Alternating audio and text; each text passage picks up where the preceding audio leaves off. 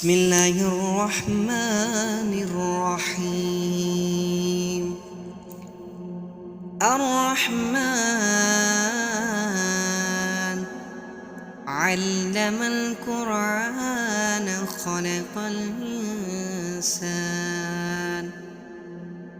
علمه البيان.